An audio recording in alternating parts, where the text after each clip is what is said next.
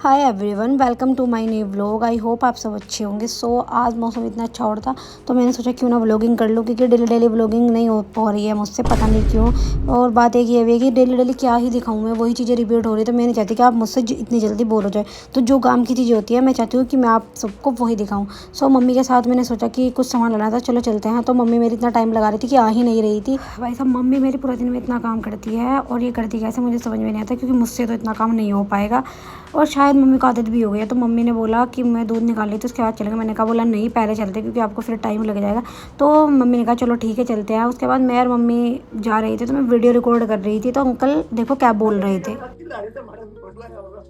Uncle की video इस बात पे जरूर बनती है। तो दुकान बनती, तो हम गए थे उनके घर। तो मम्मी ने गेट खटखटाया तो गेट अपने आप ही खुल गया। तो हमने अंदर जाकर क्या देखा कि उन्होंने सूट रखने ही बंद कर दिए। तो फिर मैंने सोचा कि चलो दूसरी दुकान पर चलते हैं, क्योंकि गांव में इतनी दुकानें हैं।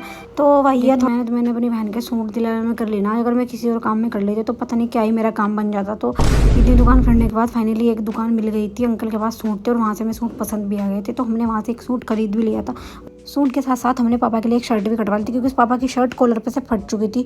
तो मम्मी ने बोला कि चलो ये भी ले लेते हैं। मैं कहा चलो ले लेते हैं। जब सूट ले लेते तो सूट सिलने के लिए भी दे दिया था। उसके बाद इस खरीदारी के साथ मैं इस व्लॉग को यहीं एंड करती हूँ। व्लॉग को लाइक कमेंट शेयर कर देना। बाय।